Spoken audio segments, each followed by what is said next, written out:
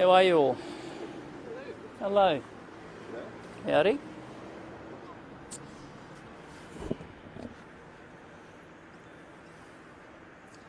All good to go? Yep. Before we get on to why I'm here, I just wanted to make some comments about the unfolding weather situation in the northwest.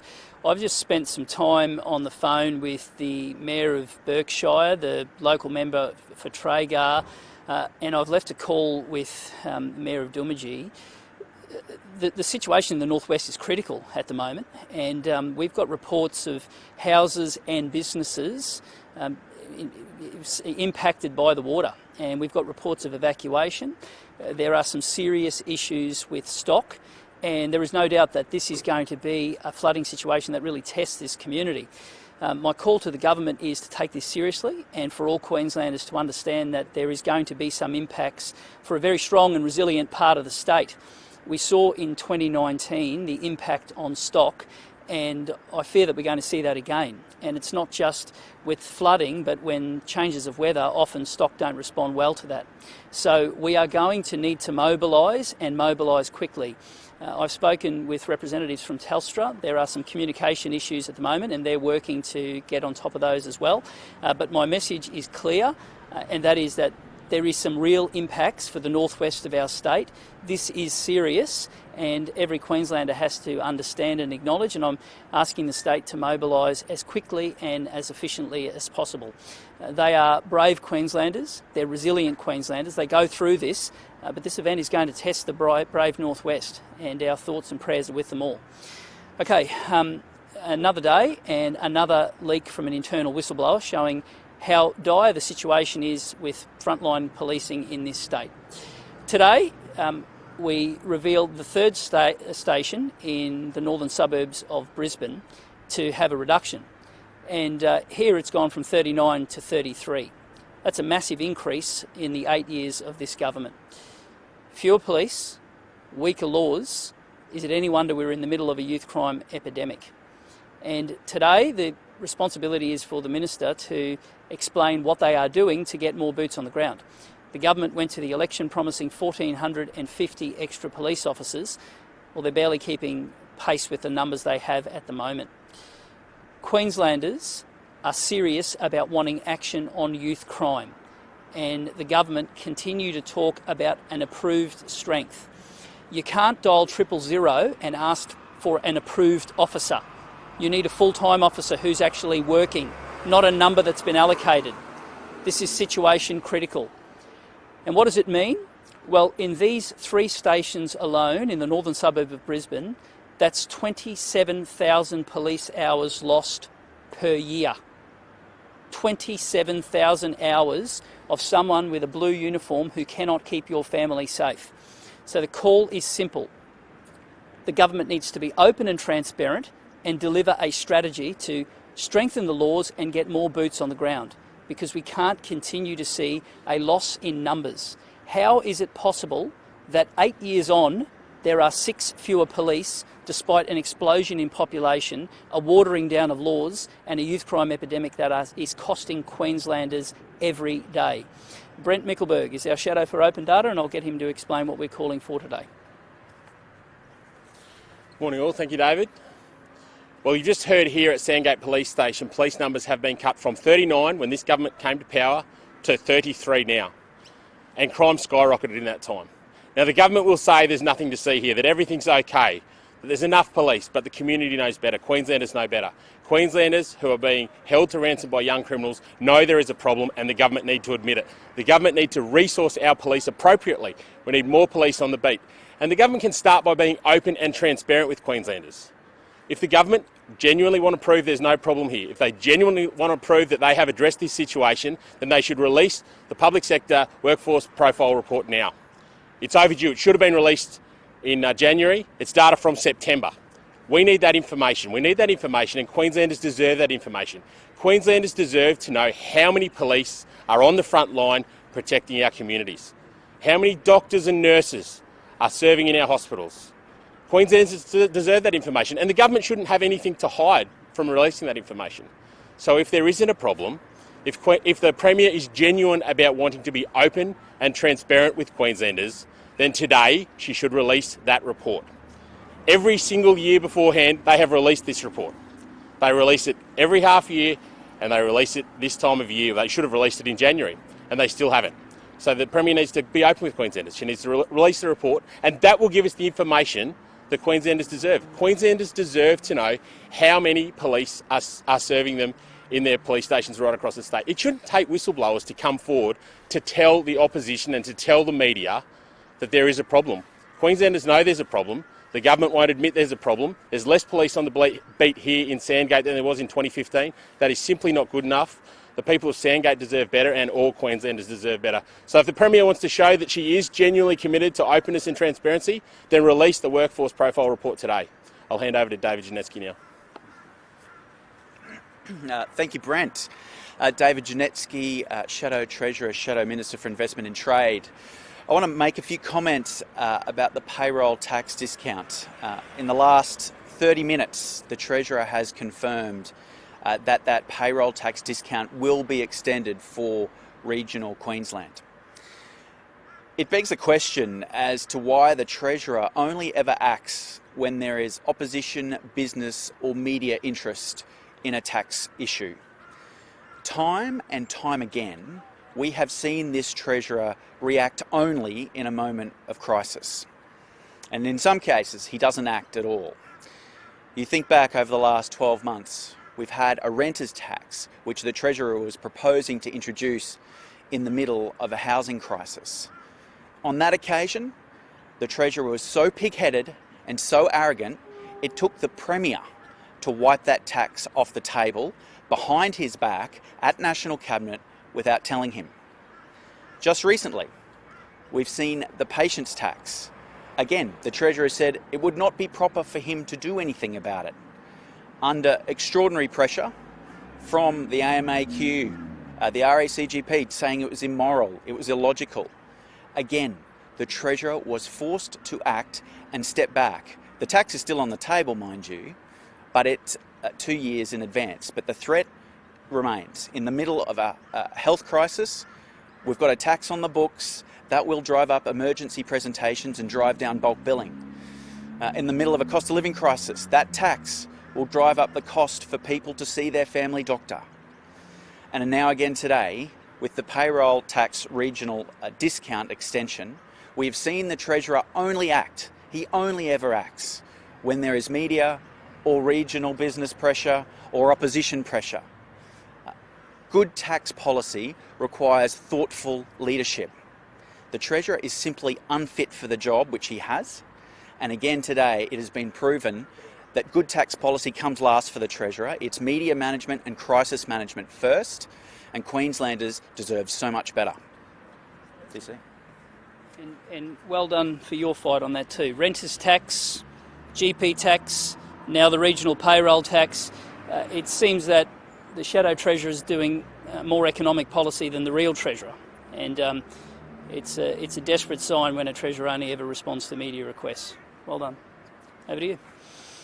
We're seeing mortgage arrears rates rising in suburbs like the Gold Coast, Logan and other fringe suburbs. How worrying is it and what should be done to combat that? Deeply worrying, and cost of living matters to Queenslanders.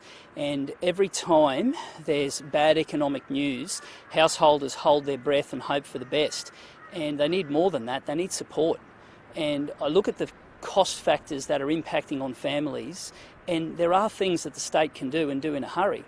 Electricity, water, insurance because of rising crime.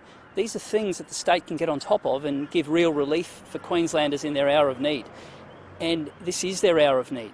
And I fear that there's more pain coming for householders, for small and family business, and I want them to know we're on their side. And the level of government that can give the most relief is the state government. And we've got to get serious about providing that relief because it's hurting people. It's hurting them bad. The government's also looking at an instant mobiliser trial. What hope is there actually of it implemented? Do you think it's the key to stop kids from stealing cars? We would dearly like to see some details on this because I fear without a real focus, this could become the GPS bracelet trackers of this version of Youth Crime Update. report after report has cast doubts on this, and we just want to see a Queensland that is safer for residents. I fear that unless the state is serious about finding solutions, the wheels are just going to be spinning on this announcement, and that doesn't do anyone any good. This is what Queenslanders want to see. Consequences for actions, unshackle the judiciary and ensure that detention as a last resort is removed, and let's get serious about gold standard early intervention. And if the state government is talking about engine immobilisers, how, where and how many will be delivered? That's what Queenslanders want to know.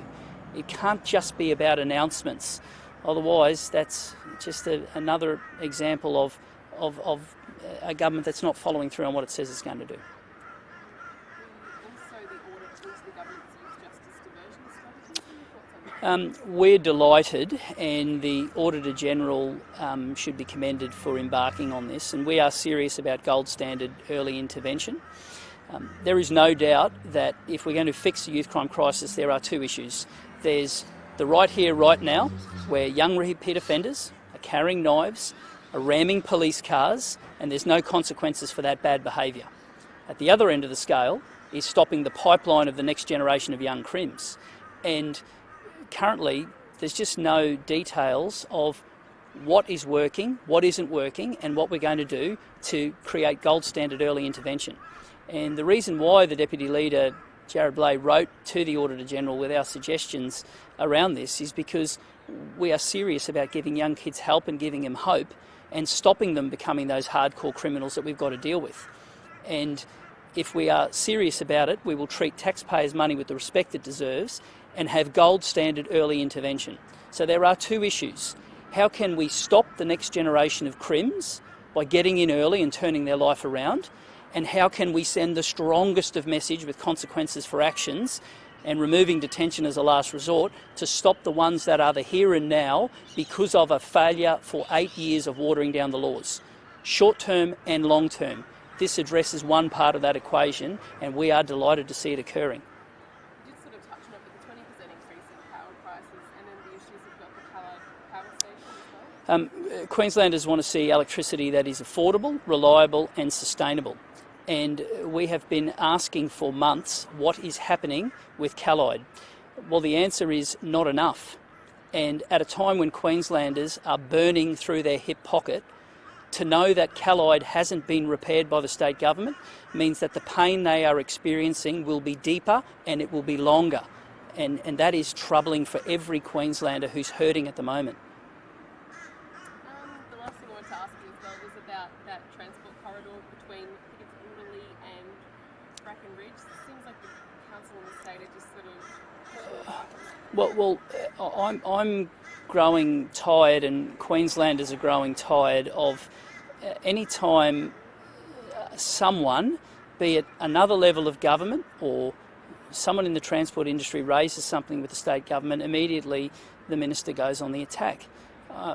We have seen cost blowouts in every project the state has been part of, and Queenslanders just want to know that things can be delivered on time and on budget, so there's more money to deliver more projects and they can get the benefit of it.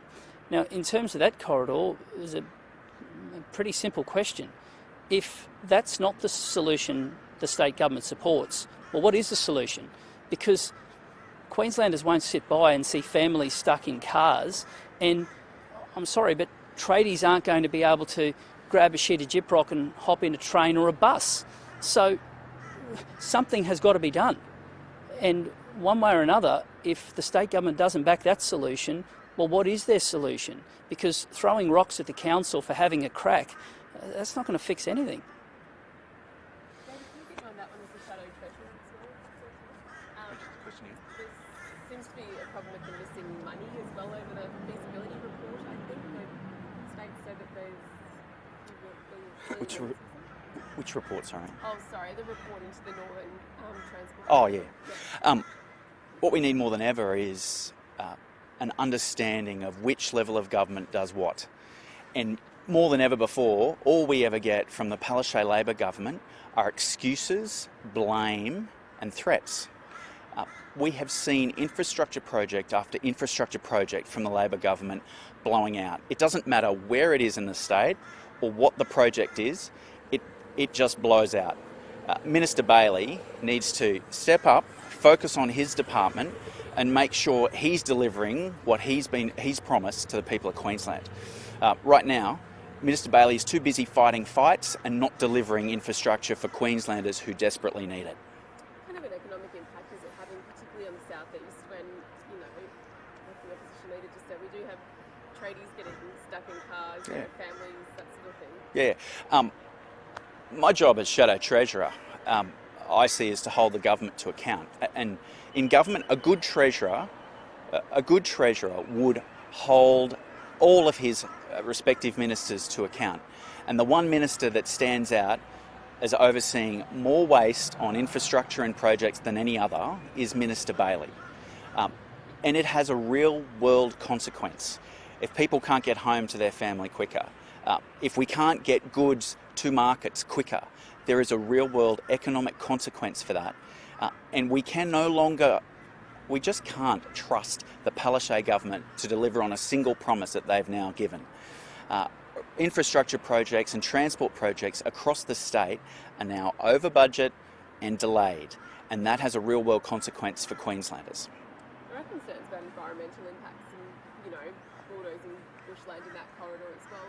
What do you think, you know, we need to sort of look to strike the right balance between green space and the environment and also progression and economic development? Yeah, there's always a balance between the environmental and economic need, and that balance has got to be struck. But what we've seen time and again is the Palaszczuk Labor government just playing politics, not delivering what they've promised to deliver, and when they do, it's over budget and delayed.